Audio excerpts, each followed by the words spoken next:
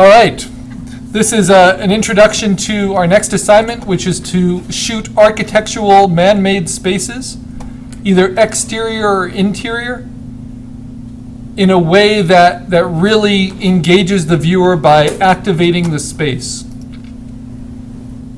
And linear perspective is a good way to do that. I'm a particular fan of German photographers. There's a certain school in Dusseldorf called the Dusseldorf School that has really come to specialize in shooting in this very straightforward and technical way,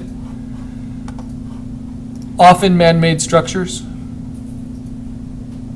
where the way you angle your camera and the way you fit the subject matter into the picture plane into the natural frame of your camera is the most exciting part of the art form.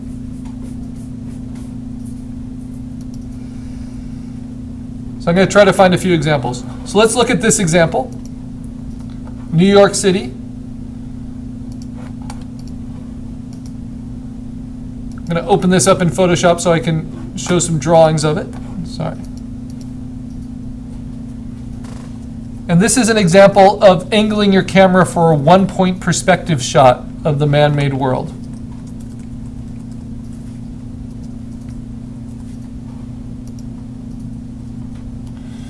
All right, so what do I mean by that?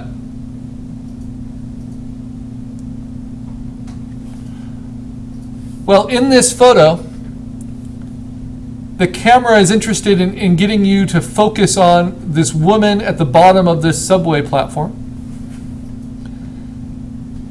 And so the camera is placed at a slight angle, not exactly horizontal, right? And the subject matter is fairly vertical, and the bottom of that subject matter is parallel to the angle of the camera.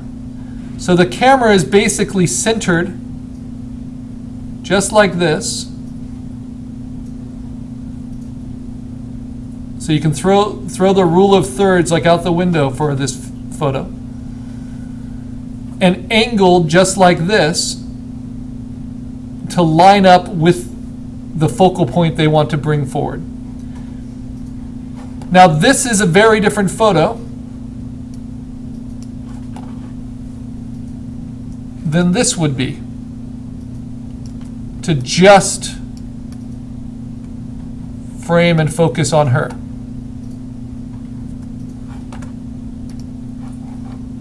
Right?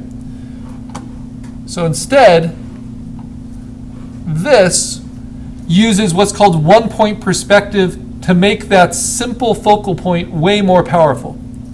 And how is that done? Well, you'll recognize one-point perspective because all the lines that are vertical are pretty close to a true vertical, even though this one's at a slight angle and is a little bit more dynamic than that. And the only lines that aren't in parallel verticals or horizontals, like all these steps are parallel horizontals, all the other lines are angling directly towards one vanishing point. Like the railing here, the edges of the stairs, the shadows. Do you see all those diagonals pointing right to her? And that's done by intentionally finding that placement of the camera where everything vanishes into an internal vanishing point.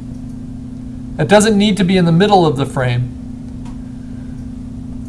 If we look at it in the natural world, that single vanishing point might be at the corner of the frame, like there, where all the diagonals, like all the sea foam of the coast, and the striations in the sand, and the waves, and then eventually the clouds, all point to this little figure that marks kind of the vanishing point of that shot.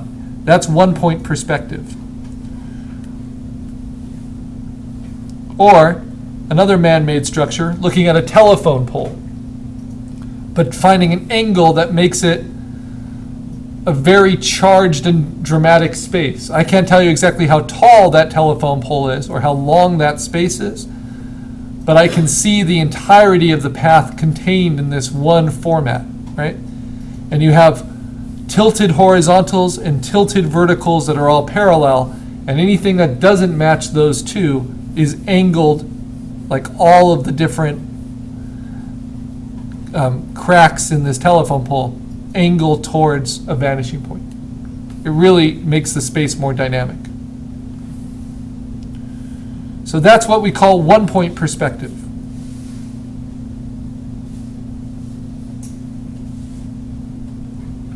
And the vanishing point, where everything that's not horizontal or vertical recedes, is right here.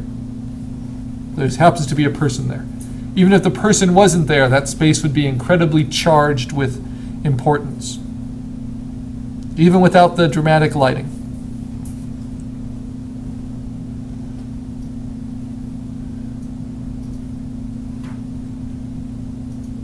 Here's another great example of a one-point perspective shot.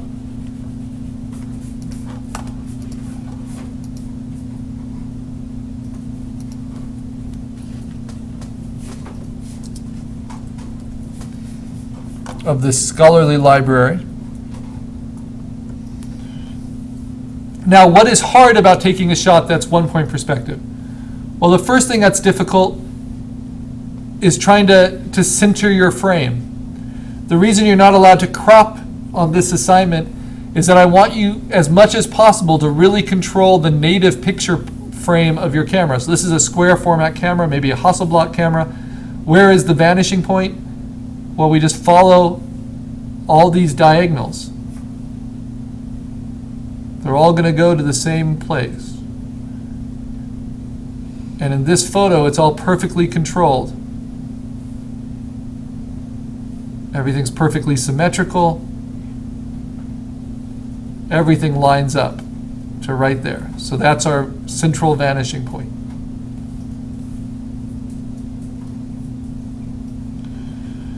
So what's difficult about that is you have to line up your camera exactly on this axis. The other thing that's difficult is, in order to make those diagonals as powerful as possible, all the other linear elements, like all the verticals, have to be truly vertical, have to be parallel with the edge of your picture plane, the frame of the camera. And all your horizontals have to be perfectly horizontal. And the only horizontals in this are at the base of these different structures. But just lining up these little rope holders and the shadows and everything. Bookshelves.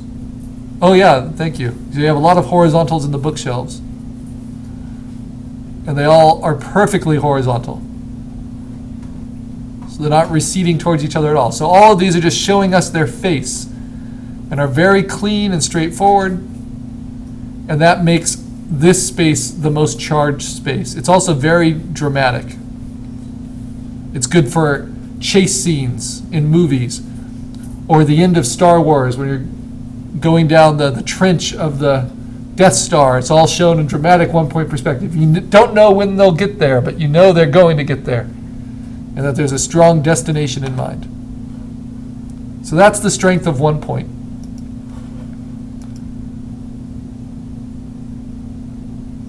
There are other types of perspective that matter as well, and this is actually an example of two-point perspective, but it's more about something else. But I'll show you what I mean.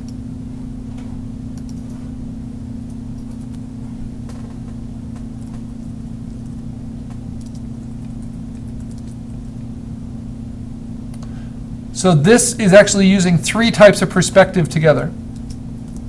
Perspective in art is anything that in two dimensions really charges the space with depth.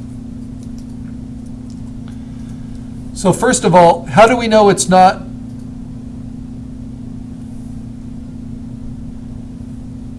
actually, sorry, not 2 point. How do we know that there's 1 point perspective here? So this is 1 point with some others. You got the horizontal and verticals. Yeah, exactly. So if you have strong verticals, and even though they're subtle here, you have them. The verticals at the edges of all of these things on the table are all perfectly parallel. See those? And strong horizontals. So the strong horizontal of this table at the front and at the back and at the bottom.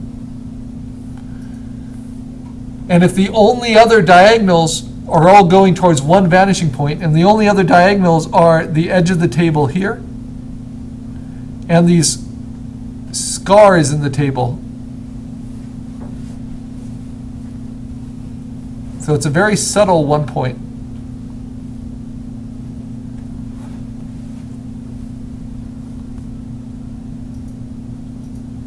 These kind of linear cracks in the table surface. Those all serve to make a 1 point perspective space. But that's really subtle. What's really charging the space is what's called the stacked perspective, where you simply have some elements in the composition, like this guy, overlapping other elements, or this bottle overlapping that bottle. That really charges the space too. So in photography, if you want to make the space more interesting and more engaged, try to overlap elements so that they're overlapping each other's space. Like this bottle is overlapping him, and this bottle is overlapping his elbow. And this interrupts that line by overlapping it. It forces us to see these in space.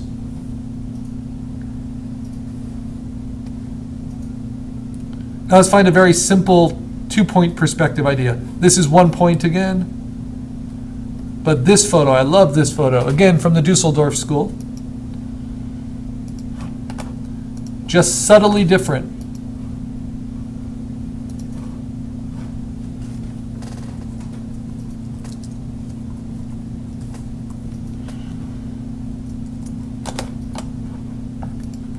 This is a very clean, very controlled photo. You see how the object is centered so that there's pretty much exactly equal space from each edge of the picture plane. It has a horizon line that isn't dead center, even though the object is perfectly centered. The horizon line is a little down, but it's a horizontal. But that is the only horizontal we see. We do see, however, a whole lot of perfect verticals. Lots and lots of verticals. All of these, all perfectly parallel verticals. So if you have verticals, but no consistent parallel horizontals, like so, and if the diagonals that are left don't go to just one vanishing point, but instead go to 2 vanishing points at different parts of the composition, usually off to the sides. See all these diagonals? They're all going to point to vanishing points outside of the picture plane. Then you have what's called 2 point perspective, where you're looking at the corner of the thing instead of the face of the thing. And what this does is it really does a good job of showing you the actual measurements. You know, I really get a good sense of how tall and deep and wide this building is. And so it really sets it up as a solid 3-dimensional object in the space. Even these lines here will go to that same vanishing point. And to plot that vanishing point, I would need to go outside of the picture plane.